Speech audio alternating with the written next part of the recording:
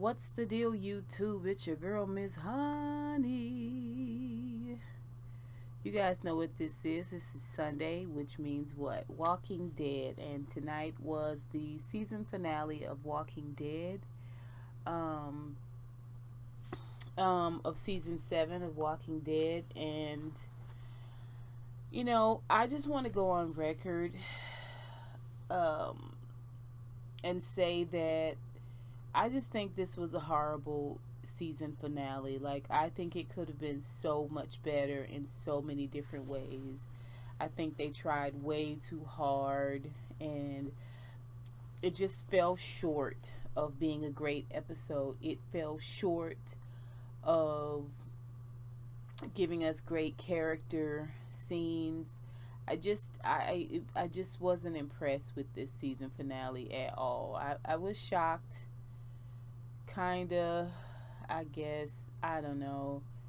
Wasn't great. Before we get started with this whole situation, go ahead and hit that subscribe button down low. I mean, I deserved it. I sat through the whole lousy hour and 25 minutes of Walking Dead, and I'm here to do a review. So give me a subscribe, please. Give me a thumbs up, please. And definitely make a comment down below if you don't agree with me. I mean, healthy debate is welcomed here.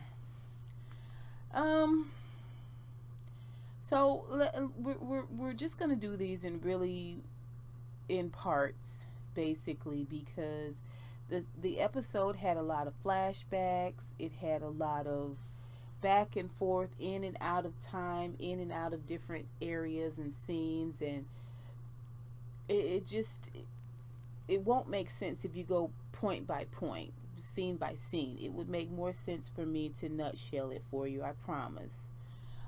First, let's just get Sasha off our plate. The scene opens with Sasha, and so the song that Sasha's listening to is "Someday We'll All Be Free" by Donny Hathaway. Hang on to the world as it spins around. Just don't let the spin get you down. And she's a little sweaty. She seems a little, borderline panicky, actually. That's what it appears to be to me. And so I automatically think she's dreaming. I think she's dreaming because, one, she's listening in headphones to this song, and two, it's dark. She just seems panicky. So I think she's having this anxiety dream. And then she begins to sort of say these words, which really take us into a dream sequence that she's having. And the words are the words that Abraham are saying to her, like, "Wake up, sweetie," or something like that. "Wake up, honey." And we see this, what appears to be one of the last conversations Sasha had with Abraham. And they kissed very intimately. This was a good scene because I really didn't know that Abraham and Sasha had gotten this close, this intimate. Like, they have a very, very intimate and loving relationship according to these dream sequences. And I never got that feeling of that Abraham was that type of individual, nor did I get that about their relationship. So it's a good scene, right? So he tells her that the conversation basically goes like this. He and Rick want to take Maggie up to Hilltop to see the doctor because she's having some trouble. She's pregnant, right? So Sasha doesn't want him to go. She doesn't want him to go, flat out, period. He is like, what's going on? You're freaking me out. What do you mean you don't want me to go? And she's telling him, "I don't want you to go because I had a dream that you died." And he says, "Well, no. I have to, she's saying, "Stay here. There's things for us to do here. Let Rick go alone." And he's saying, no, come on, honey. I mean, Abraham kind of kidding, kind of joshing with her a little bit. Finally, he asks her, how did I die? How did I die? And she says, we were on a beach. He says, well, there's no beach by here, and I'm not going to the beach, so you don't have to worry. She laughs. But she's dead serious. She has this sinking feeling she will never see him again. And basically, he feels this panic that she has, and he tells her, listen, I know what you're thinking. You're thinking, you'll go instead of me. And you're not going to do that. We don't have to do any of these things. This is what being a part of a family, a group of people, loyalty is. It's about sacrifice, and that's what we do. This is the type of people that we are. We make sacrifices for one another. That's what makes us family. That's what makes this whole thing worth it. We are able to sacrifice for each other, and they sort of come to this reconciliation that he's not going to go, and she's not going to go in his stead. That he's not going to stay there, and she's not going to go in his stead, in other words. And so, like I said, it was a good scene. And Sasha basically flashes back and forth in and out of this dream. And we just get little bits and parts of this dream with Abraham until it comes to this place where they reconcile what's going to happen. He's going to go and she is not going to have to worry about it, right? There comes a point where Sasha is listening to the headphones and she seems to just relax a little bit. She seems to just chill out. And it is kind of at this moment where she get in the dream where she hears Abraham say that this is what we do, we sacrifice. She just kind of relaxes a little bit and takes a sip of water. Now, we find out that Sasha has been given this proposition. Negan has come in that morning and he has brought her breakfast, and he has said, here's the breakfast. This is, basically I need to get Rick gathered all together so that I can go ahead and deal with this situation and get my 3 down. And, she's just looking, and he tells her, so basically this is what I need you to do.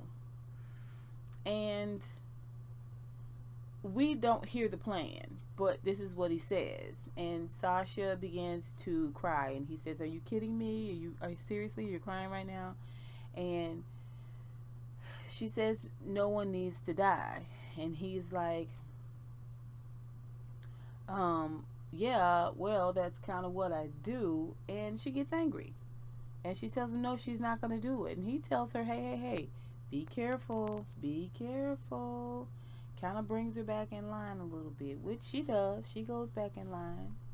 And so she tells him again, no one has to die. And Negan says, okay, tell you what, I will just kill one person. And Sasha says, just one? And he says, just one. And she says, just one. And he says, God dog, you've got me wrapped around your little finger. I tell you what. We then see Sasha walking out of the complex with Eugene. Eugene asks her if I take it you didn't take your allergy medicine, and she said no. And he said, well, I'm glad to see that you're going to join us. And she says, well, I'm not quite sure that I am going to join you. And he says, well, that's unfortunate.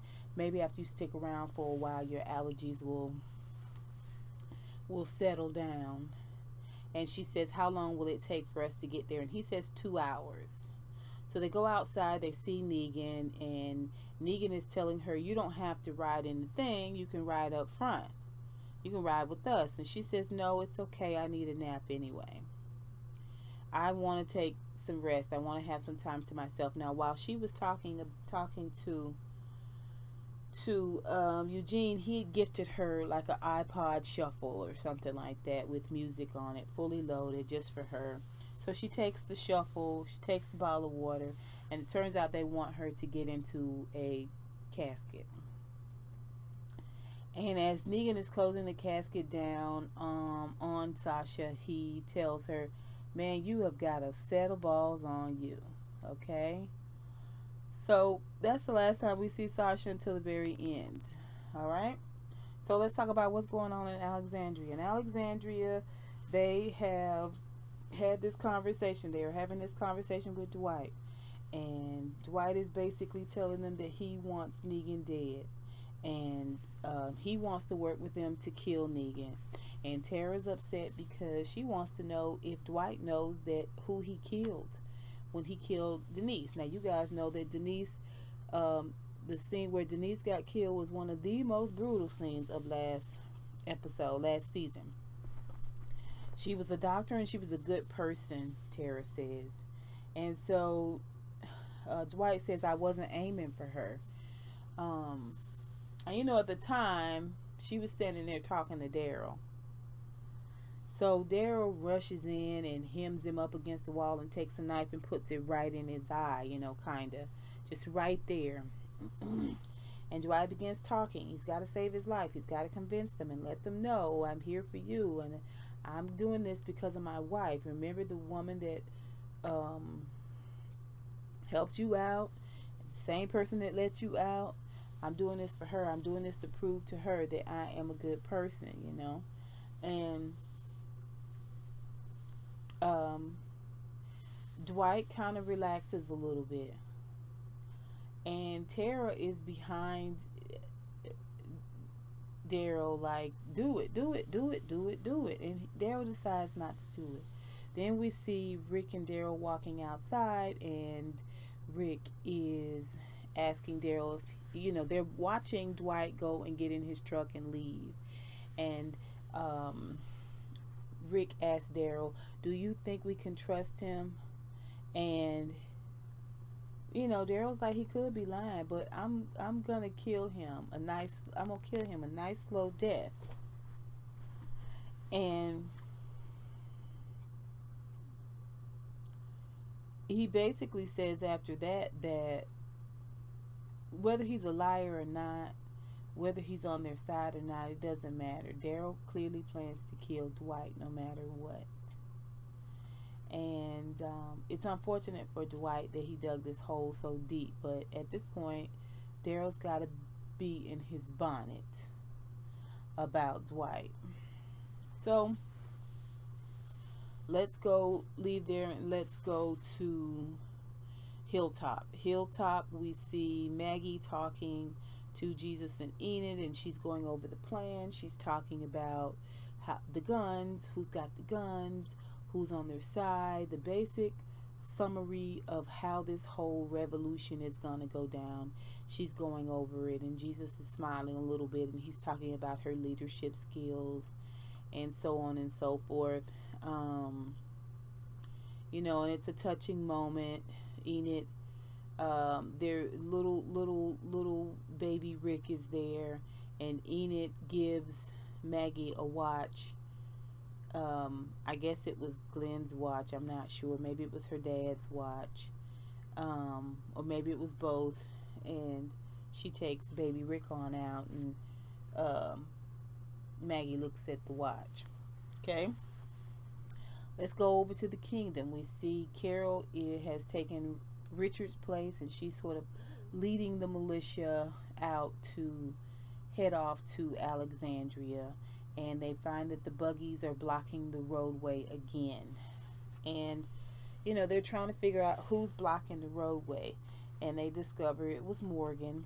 And Morgan is standing there. He's got his stick. His stick is covered in blood, and he's covered in blood. And they're just kind of trying to figure out what's going on. So Carol questions him about that blood. She wants to know if it's a member of Negan's group. And if it is, that's not cool, because that may bring Negan down on them sooner than they anticipated and sooner than they were ready for. Well, he says no, it's walkers. So evidently he's been walking around killing walkers for therapy. You know, anger, channeling his anger into the walker's head like before. So she walks off. Up walks King Ezekiel, and he kind of has this talk with Morgan about this place that he's in. Are you going to stay here? Don't get stuck here. This isn't what you need to do. This isn't who you need to be on a full-time basis. You know, it's about balance. Now, you know, gather yourself and come on, let's go get rid of these a-holes. And Morgan complies and walks after them. Okay, let's go back to Alexandria. Alexandria, we see Team Jadis come peeling in. They're on bicycles and mopeds and whatnot, and they file into Alexandria. They've got dump trucks, whole nine. They're fully ready to go.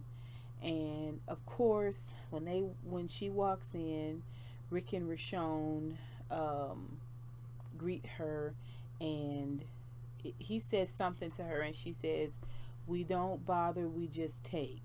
We don't bother, we just take. We don't bother, we take." Then she hits up Rashon and wants to know if Rick belongs to Rashon.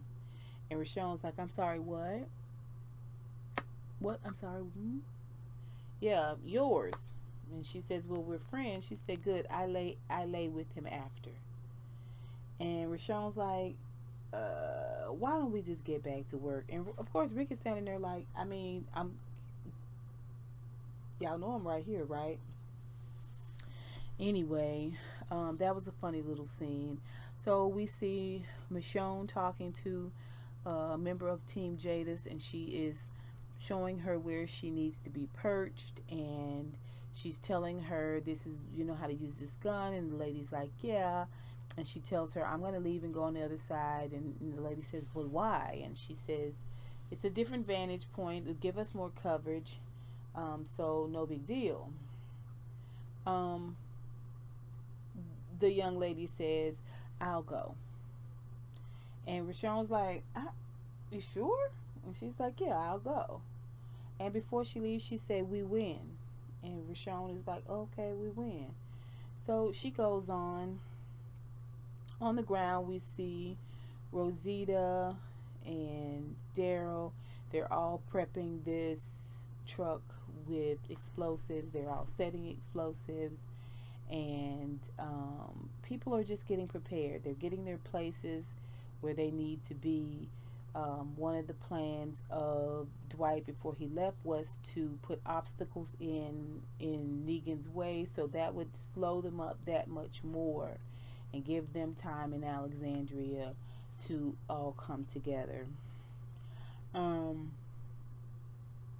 So, you know, they have put trees down, they have put cars in the way, all of that. So basically, Alexandria is up around the top of the gate, the whole perimeter. They've got it all unlocked. They've got this whole plan set in place.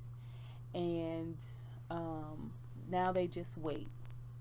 Well, on the trip, of course, Sasha's in the casket. She's listening to Donny Hathaway and visiting with Abraham in the dream. And the first obstacle they come to are trees. The trees need to be cleared. While they're being cleared, Eugene makes a pitch to Negan to tell him, to ask him if he can go and have a conversation with Rick first to see if he can get him to change his mind and comply. And Negan smiles. You know, he kind of admires Eugene for asking. So one of the things that we see off the rip after Alexandria is prepared is up rides Eugene. After they have cleared it all out, up rides Eugene on this flatbed truck. He's got a bullhorn, and he goes into his crazy talk, which ends in, "Will you comply?" And Rick is like, and Rosita's down below, and she has a clicker, a little clicker that, you know, detonator to set an explosive off. She's just waiting for Rick to give her the word, like the first time ever she listens to someone. But excuse me, she's waiting for Rick to give her the word. So Rick says, Where is Negan? This is what he asked Eugene. And Eugene says, I am Negan. Are you for real, Eugene? So when he says that, Rick looks down at Rosita and gives her the nod. She hits that detonator, and that detonator does not go off. That bomb does not go off.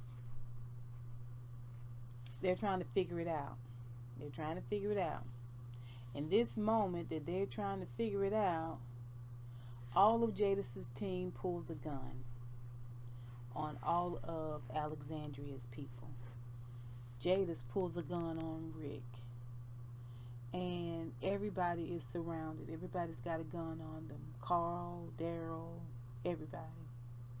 Michonne is up top, and she got this lady with a gun to her back. Negan hops down out of the truck, throws Lucille over his shoulder, walks up, and he goes into his diatribe. You know, his torturous, psychopathic conversation that he always goes into before he does something horribly, horribly wrong. And he tells Simon and Dwight to hop to it, chop chop, and they hop on the truck that Eugene is on, and they unveil this casket.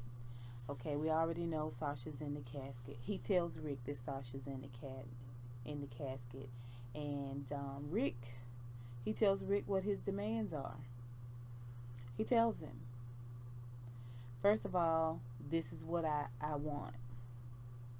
I got Sasha here in this thing, and I'm going to kill her if you don't give me what I want. If you don't surrender, give me those guns and lemonade. And you, Rick, going to have to pick one person for me to kill. Oh, and I want a pool table and all the pool cues. Rick is just like, can I see Sasha? Can I see Sasha? Like, why would I, can I see her first? And so he says, okay, yeah, no problem. And so he takes Lucille and taps on the casket, and he calls out for Sasha, and he says, it takes a minute. She can't really hear. She's got music. She's been having music playing all this time. And he knocks on the casket again, opens the casket, and it's Walker Sasha. You guys, she has taken those pills. It was a 2-hour drive with just enough time for her to take those pills and turn. And I think that's why she went from sweating, because she had taken the pills and maybe she had some discomfort. Maybe she was nervous about what she knew she had to do or thought she had to do. Or I don't know. But maybe the moment she took those pills and realized that, she was at that point of the dream where Abraham told her the importance of sacrifice. Maybe that's why she calmed down when she was in the casket. Well, she leaps on Negan, and he is very frightened. It's a good moment. Pushes her off, and, she kills one of his men and runs off. Meanwhile, when she does that, it gave everybody the moment they needed to sort of fight back and try to take control back over their camp. And so all of Rick's people are fighting Jadis's people, and we see Michonne is fighting and wrestling for her life with this woman, and it is a full-on melee. Rick wants to go down and help. He wants to check on. He wants to grab him a gun, but he realizes that Jadis is serious. He asks her, I think he just kind of looked at her real guilty like, and she said, hey, he made me a better offer, so I decided to go with him. The better offer, and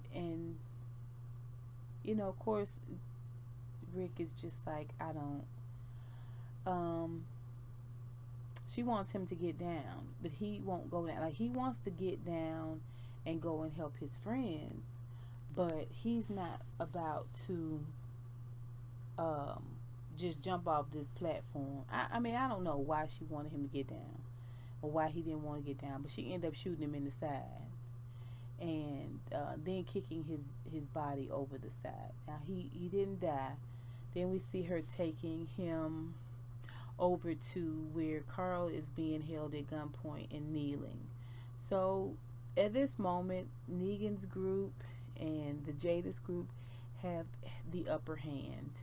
They have taken the upper hand, and everybody else is on their knees and, or dead, captive or dead.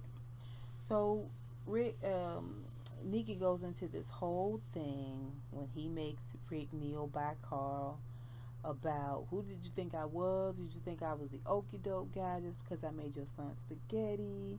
So I'm gonna have to show you really who I am. Kneels down in front of Rick and tells Rick,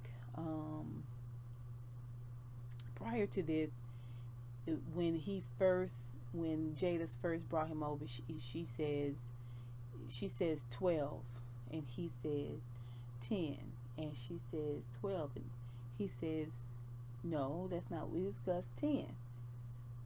And she looks at him for a moment. Clearly she's frightened of him, and she says, all right, 10. He smiles and moves on. Again, kneels in front of Rick and tells Rick that he's gonna kill Carl, and then after he kills Carl, he's gonna smash Rick's hand. He's gonna take Rick's hands. And Rick leaned up and just told him in this sheer moment of bravery, I am going to kill you.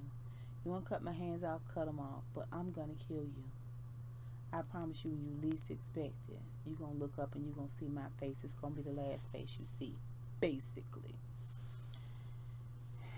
And Rick just lets him have it. And Negan was a little thrown off. He was just like, yeah. So he gets up and goes around, and is gonna smash Carl in the head, and Sheba jumps on the guy just behind Negan. Not Negan. Nuh-uh. The guy just behind Negan kills him. And another melee breaks out. Everybody's fighting for their life. They're punching, they're shooting, they're janking their power back. They finally get to see Ezekiel in battle, as well as Hilltop. Maggie is giving excellent orders to everyone about what their positioning should be, and go over there, go over here, take two over there, shoot over here, shoot, aim for, she was given full leader mode. Meanwhile,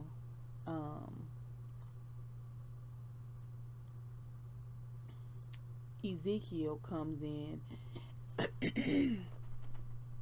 And I don't know, you guys, to me Ezekiel is just getting cornier and cornier. That character is so corny. Now fight like you've never fought. He's just, you've never fought before, and we will slay, and no man shall be. And I was just like, who put you in charge of speeches? Super, super corny. The fight scenes I thought were really corny. It wasn't good. I'm just not sure if it was the way that it was shot. That whole second shootout scene in Alexandria with Negan and Jadis, it just wasn't good. It just wasn't good, you guys. It was very poorly done, in my opinion.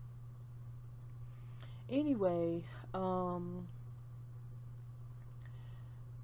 Sheba's killing, Ezekiel's and his group are killing, Hilltop is in the fight, and they managed to beat back Jadis and Negan and send them running out of Alexandria. They attempted to go after them, but discovered that something was blocking the gate, prohibiting Alexandria from running out after them. And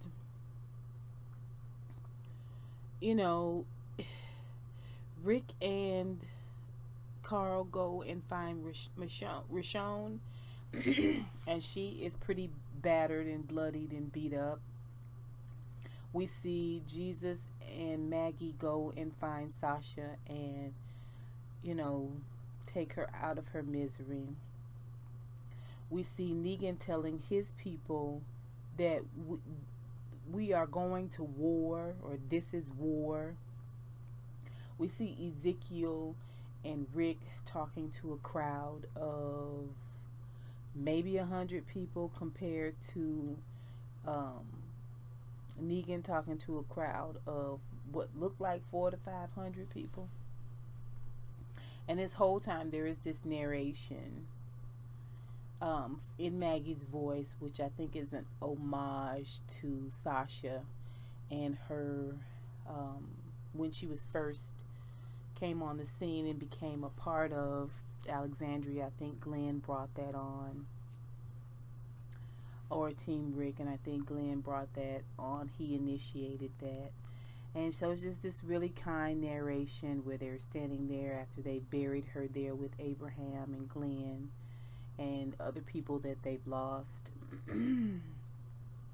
We're shown in the hospital recovering, as well as Rosita, who took a shot and was saved by Tara. She's recovering. And there's this quiet ending, and that is, in a nutshell, what happened on the season finale of The Walking Dead. There was this one great scene where we kept seeing little half seconds, flashes of Sasha and Maggie sitting together, and turns out they were watching the sunset. And I guess there was some reconciliation there. Anyway, that's the end of the episode, you guys. Like I said, it wasn't great. I have definitely seen better fight scenes set up from this show. It was just a clusterfuck, in my opinion. And I was so disappointed that Rick didn't have a plan in place in case Jadis betrayed him, because remember, he brought all those great guns back and she said, yeah, we need more. And to me, that right there should have been a red flag for him. But he was so focused on Negan, he never did think about Jadis. I just think he should have had some contingency plan in place in case he was betrayed, either by Ezekiel, the Hilltop, anybody, like Dwight. I mean, he could have been betrayed by Dwight. Like, why didn't you have a contingency plan in place? Why is Negan still alive? Like, I don't want to deal with him next season. I know as bad as Negan is, what's coming after Negan has got to be worse. But still, I'm not trying to deal with Negan the next season. We did not see Daryl get a chance to get to it with Dwight. So Dwight got away too. He did find a little figurine that was blocking the gate, I think, and it said, I didn't know. And we think that's from Dwight. But you guys tell me how you feel about this episode. How did you feel about Sasha and her sacrifice? How do you feel about the fact that Team Rick and Alexandria keep taking L's? Like, keep taking L's. Like, they seem to be a real just shadow of who they were prior, which was, a pretty good team. Now, I just don't know. Like, I just find them to be so weak, and this whole episode and season has proven that they are at their weakest point, not just physically, but mentally. Like, this episode was not great. This season finale was not great. I wanted more. I wanted closure. And we didn't get any of that. So, you guys, put your comment down below. Remember to give me a thumbs up. Remember to subscribe to my video. Please share. But more importantly, you guys, I would love to hear your comments on what you guys thought about this episode. Am I the only one thought that this season finale was a dud? Until next time, honeybees, I'll holla.